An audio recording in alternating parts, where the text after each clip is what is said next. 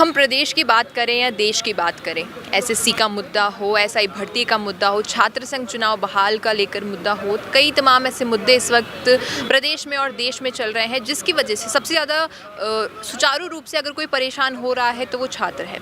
आज इसी मुद्दे पर बातचीत करने के लिए हमारे साथ एक छात्र नेता जो कि राजस्थान यूनिवर्सिटी से हैं, सुरेश जी।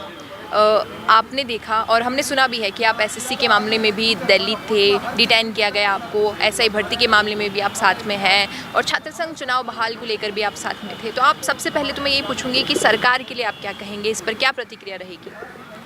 देखिए, सरकार जो है बहुत ही नाकारा है। राजस्थान में जो सरकार का रवैया है वो बहुत ही संवेदनहीन है युवाओं को लेकर। सरकार जब आई थी, सरकार का जो मैनिफेस्टो था उनमें उन्होंने युवाओं के बात की थी, शिक्षा की बात की थी और उनका जो मेन मोटिव था वो ये था उस टाइम मैनिफेस्टो में कि हम जो पेपर लीक है उस पर कार्रवाई करेंगे और युवाओं को बेरोजगारी से मुक्ति देंगे। लेकिन जब सत्ता में आई तो कहीं ना कहीं दोहरा रवैया देखने को मिला और युवा अपने आप को ठगा हुआ महसूस कर रहा है। चाहे एसआई की बात ले लो, जो सरकार चीख के सरकार के मंत्री विधायक कह रहे थे चुनाव से पहले कि हम एसआई भर्ती रद्द करेंगे। आज चुनाव को हुए कितना समय हो गया, आज 104 दिन से हम यहाँ पे धरने पे बैठे हैं, लेकिन इस बारे में वो कोई बोल नहीं रहे। कहीं ना कहीं सिस्टम जो है वो पूरा ही चरमरा गया है और सिस्टम को बदलने की ज़रूरत है जी। और मेन बात तो ये है कि आपने बताया 104 दिन आपको शहीद स्मारक पर हो गए हैं और उससे पहले भी कई तमाम दिनों से ये मुद्दा चल रहा है। मात्र एक हनुमान बेनीवाल आपके समर्थन में दिखाई दे रहे हैं और कोई नेता समर्थन में इस मुद्दे को लेकर तो बिल्कुल दिखाई नहीं दे रहे हैं। आज अगर हम बात करें शहीद स्मारक पर छात्र संघ चुनाव बहाल को लेकर सचिन पायलट जी जुड़े, लेकिन वो भी एसआई भर्ती के मामले को लेकर अभी तक जब पूछा गया उनसे तो उस पर भी कोई उनकी टिप्पणी नहीं रही खास। तो क्या लगता है आपको, कौन ऐसे और नेता है जो आप लोगों के साथ जुड़ेंगे? देखिए, जब चुनाव हुए थे 2023 में, उससे पहले सचिन पायलट जी आरपीएससी को भंग करके पुनर्गठन की मांग को लेकर अजमेर से जयपुर आए थे जी। उन्होंने पैर के छाले दिखाए थे, बड़ी बड़ी कस्में वादे किए थे उन्होंने कि मैं युवाओं के साथ हूँ और युवाओं के हक और अधिकार को मारा जा रहा है और आरपीएससी में भ्रष्टाचार व्याप्त है, इसको ख़त्म करके आरपीएससी का पुनर्गठन करना चाहिए। लेकिन चुनाव हुए, चुनाव होने के बाद उन्होंने चुप्पी साध ली। आरपीएससी वही है, भ्रष्टाचार वही है, ना इसका कोई पुनर्गठन हुआ, ना इसको भंग किया गया, फिर उन्होंने चुप्पी क्यों साधी? तो कहीं ना कहीं ये दिखाता है कि जो नेता है उन्होंने जो युवा है उनको सिर्फ और सिर्फ वोट बैंक का माध्यम समझ लिया है। उनकी भावनाओं के साथ खेल के सिर्फ वोट बैंक की राजनीति करते हैं और सरकारें जब तक अपना ये रवैया बदलेगी नहीं कि वोट के टाइम पे युवाओं को उनको हक और अधिकार याद आते हैं, उनको मुद्दे आते हैं और सिर्फ वो वोट लेने के लिए ही मुद्दे लाते हैं, तो ये कहीं ना कहीं गलत है। देखा जाए तो अभी हाल जो ये छात्र संघ चुनाव को लेकर, उसके बहाल को लेकर इतना प्रदर्शन रहा, छात्र बहुत ही बड़ी तादाद में मौजूद थे, लेकिन पुलिसकर्मियों ने उन्हें रोक लिया। सीएम आवास के घेराव की जो बात चल रही थी वो संभव नहीं हो पाई। पुलिसकर्मियों ने उन्हें यहाँ पर बैरिकेड्स को तोड़कर जाने पर ही रोक लिया। पानी की बौछार हुई, लाठीचार्ज हुआ और पुलिसकर्मी ने सारा मामला अपने हाथों में ले लिया। अब आपको क्या लगता है आगे क्या प्रतिक्रिया रहेगी? छात्र संघ चुनाव बहाल को लेकर बात करें या फिर एसआई भर्ती को रद्द करवाने की बात करें? देखिए, ये जो छात्र संघ चुनाव बहाली का मुद्दा है, इस पे राजनीति की जा रही है। कांग्रेस के टाइम ये जब बंद हुआ था तब कांग्रेस मौन थी, बीजेपी वाले कुछ बोल रहे थे। अब बीजेपी सरकार आ गई तो अब कांग्रेस वाले बोल रहे हैं कि चुनाव बहाल करो, बीजेपी वाले मौन हो गए। जब हनुमान जी बेनीवाल ने आज से कई समय पहले ये मुद्दा उठाया था, बड़ी बड़ी रैलियाँ की थी और उनका ये मुख्य मुद्दा था कि छात्र संघ चुनाव बहाल करने चाहिए और उन्होंने इसके लिए विद्याधर नगर में बड़ी जन आक्रोश रैली भी की थी।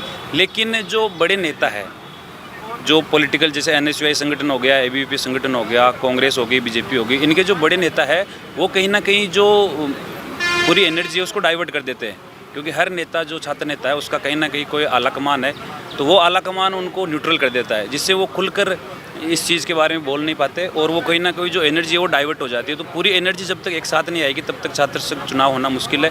कुछ समय पहले यूनिवर्सिटी में ये जो संघर्ष समिति की घोषणा हुई थी ऑल राजस्थान, तो उसमें ये तय किया गया था कि एनएसयूआई, एबीवीपी और तमाम छात्र संघ के जो नेता है, पदाधिकारी है, विधायक है, सब एक साथ आए और हम सब एक साथ मिलकर इसको करें।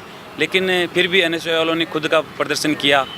उनका पहले से तय कार्यक्रम था 4 अगस्त को संघर्ष समिति का घेराव का, कि मुख्यमंत्री आवास घेराव करेंगे 4 अगस्त को, लेकिन फिर भी एनएसयूआई ने 5 तारीख की आज का ये घोषणा कर दी, तो वो फिर उन्होंने पोस्टपोन कर दिया। अब वो एनर्जी डाइवर्ट होगी। अब आज आपने देखा 1000 जने थे, तो अब ये 1000 जने, अब कल को मान लो संघर्ष समिति करेगी तो संघर्ष समिति के जो निर्दलीय नेता है या कोई आरएलपी और एसएफआई के वो नेता वो इसमें आएंगे, तो ये जो एनर्जी है एक साथ नहीं आ पा रही। तो जब तक पूरे युवाओं की एनर्जी एक साथ नहीं आ पाएगी और सबका एक मुद्दा नहीं होगा कि छात्र संघ चुनाव बहाली हो, तब तक छात्र संघ चुनाव बहाली मुश्किल है। हाँ, हो सकता है कि जो नेता है उनको लाइमलाइट मिल जाए, मीडिया फुटेज मिल जाए, जैसे आज हुआ।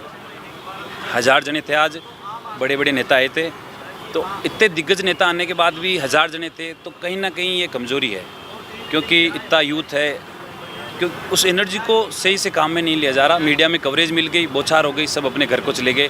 मुद्दा क्या हुआ मुद्दे का? 2 घंटे से कुछ नहीं होता, लड़ाई को लंबी लड़ना पड़ता है। आज जो पूर्व छात्र संघ अध्यक्ष निकले हुए हैं, पूर्व जो नेता निकले हुए हैं, विधायक है, अगर वो चाहे और वो एकदम पुरजोर तरीके से एक साथ आके इसकी मांग करे तो जयपुर की सड़कों पे सैलाब आ सकता है और सरकार को झुकना पड़ेगा। 1000-2000 ऐसे टुकड़ों में जब तक आंदोलन करेंगे तब तक कुछ नहीं होगा।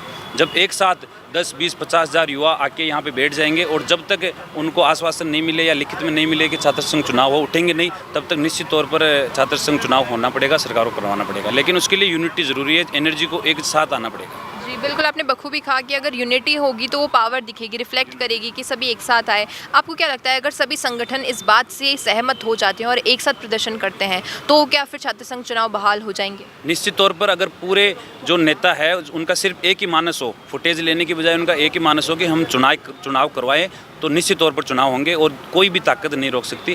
क्योंकि जो सरकार है वो सरकार चलती है संख्या बल पे। जितना संख्या बल जिस चीज़ के पक्ष में होगा उस चीज़ में फैसला आना तय है।